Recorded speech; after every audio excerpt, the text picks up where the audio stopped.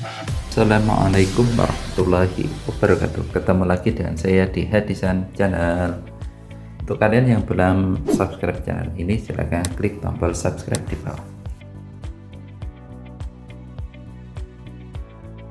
Pembahasan kali ini kita akan coba membahas tentang aplikasi CBT yang digunakan di tes PPDB MTSN Negeri Batu. Dalam hal ini ada beberapa hal yang perlu kita siapkan. Yang pertama adalah WiFi, jaringan WiFi sekolah.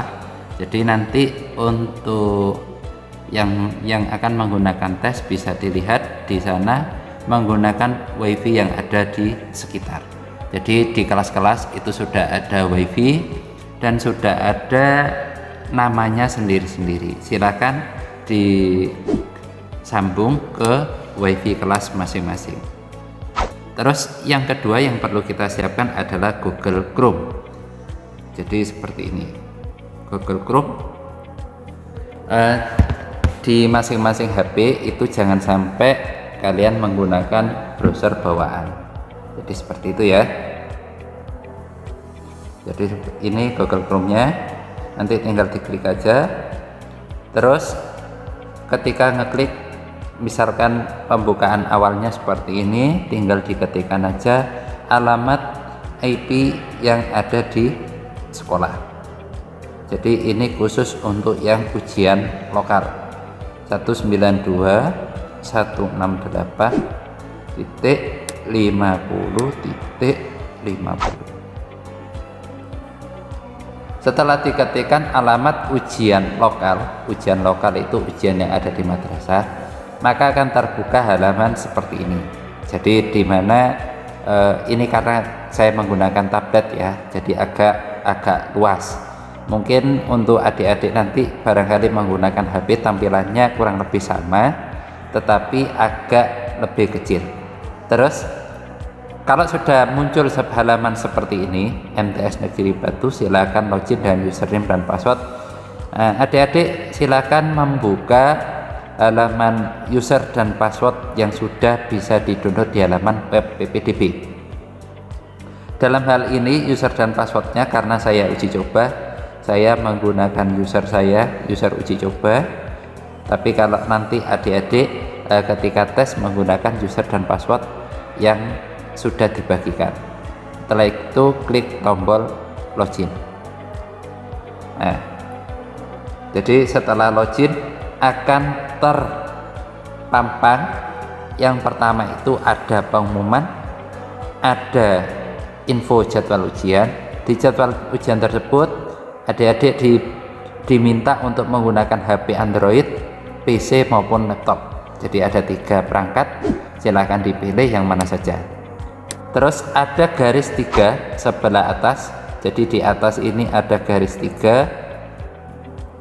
Garis 3 ini seperti yang ditunjukkan ya. Jadi di sini fungsinya garis 3 itu untuk apa? Untuk memunculkan menu sebelah kiri. Jadi menu dashboard, menu ujian maupun menu hasil ujian. Jadi seperti itu. Misalkan kita klik dashboard, seperti apa sih isinya dashboard? Dashboard itu ternyata isinya ini informasi pengumuman maupun nanti hal-hal yang diumumkan oleh panitia ada di sini. Terus yang kedua ada klik menu jadwal ujian, diklik maka akan tertera ujian yang akan kita ikuti, ujian apa saja.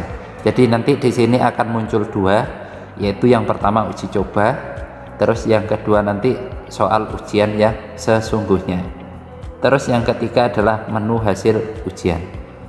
Setelah ujian dikerjakan, maka di sini nanti akan muncul hasilnya.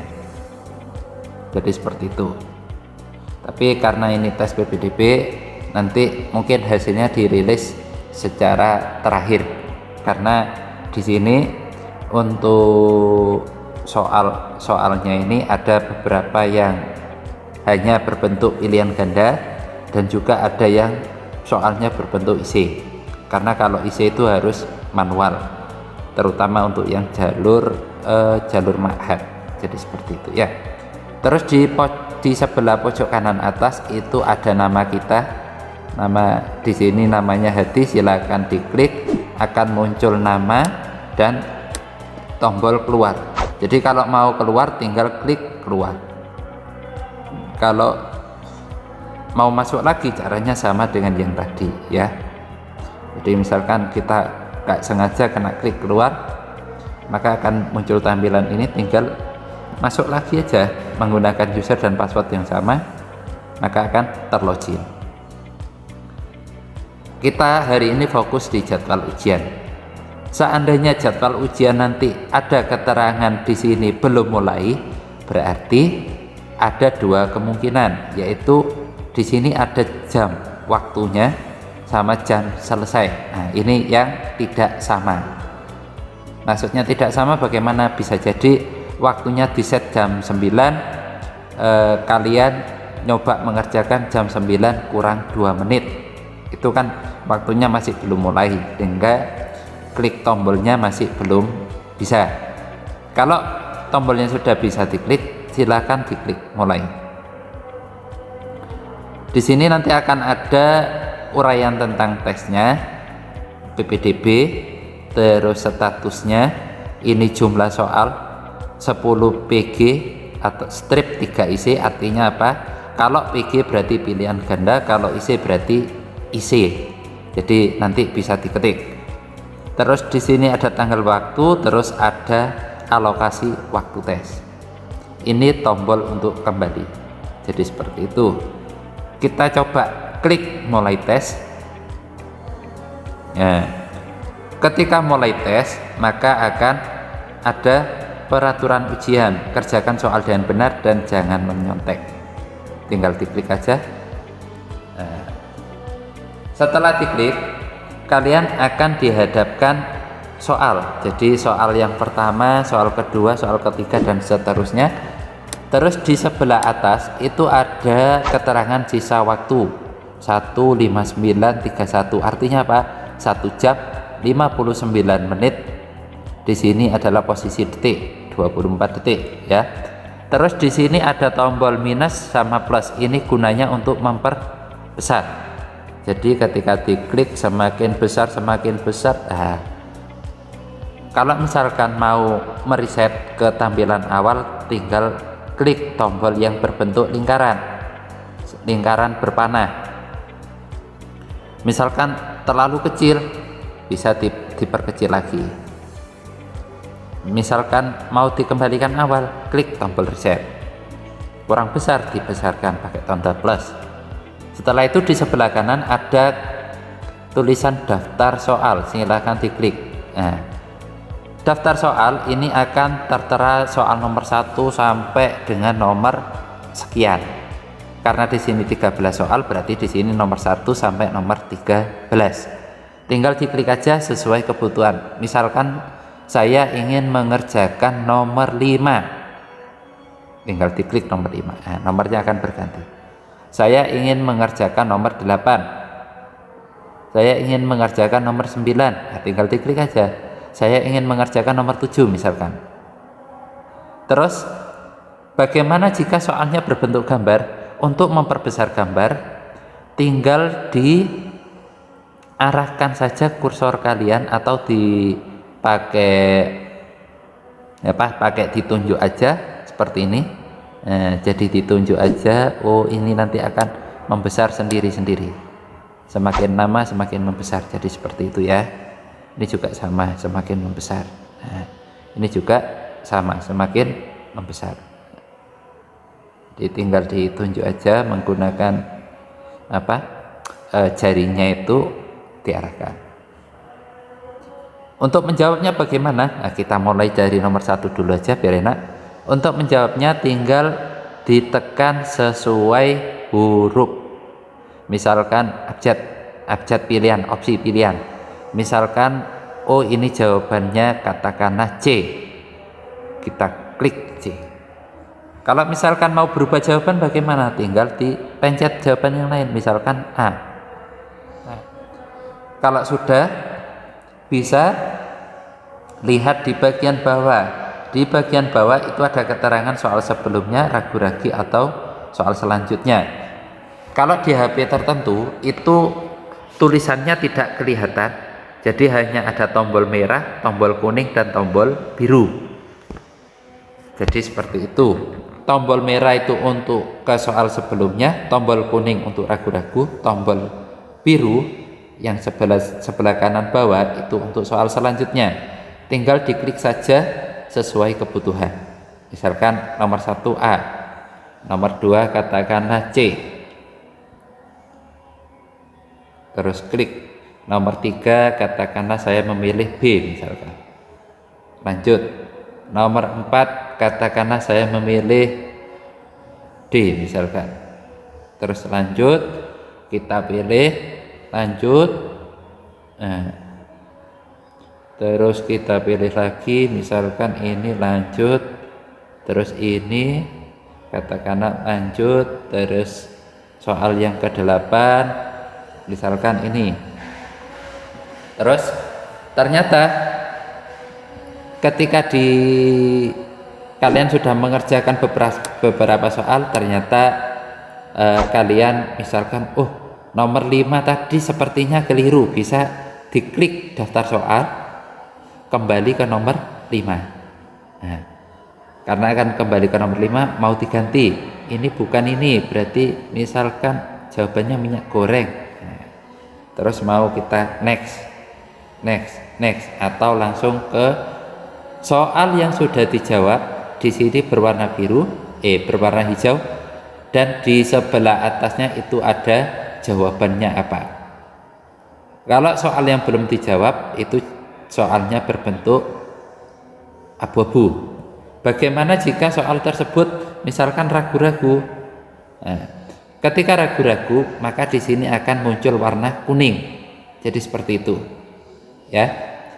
Untuk menjawabnya ragu-ragunya dihilangi, baru nanti soalnya warnanya hijau lagi. Terus kita lanjutkan nomor 9. Katakanlah ini nomor 9. Terus nomor 10, terus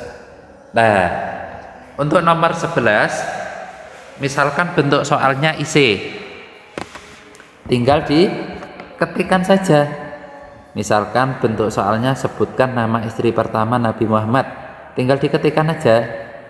Misalkan apa, Siti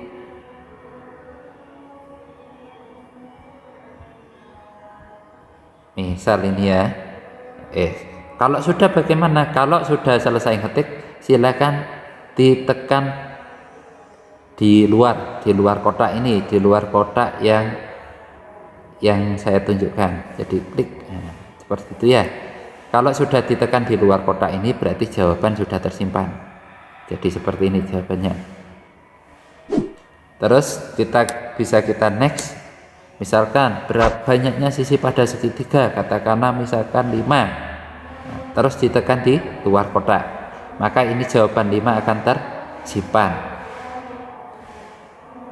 Terus ini misalkan secara tidak sengaja, harusnya ini Pak, harusnya kita bisa mengerjakan yang nomor 13, ternyata secara tidak sengaja kepencet keluar. Lalu apa yang harus dilakukan? Yang harus dilakukan hanyalah login ulang. Jadi seperti itu, login ulang, terus klik jadwal ujian. Di sini muncul tombol lanjutkan. Jadi lanjutkan artinya melanjutkan dari yang terakhir, terus mulai tes. Ya. Ketika diklik daftar soal, maka di sini akan menunjukkan soal simpanan yang terakhir.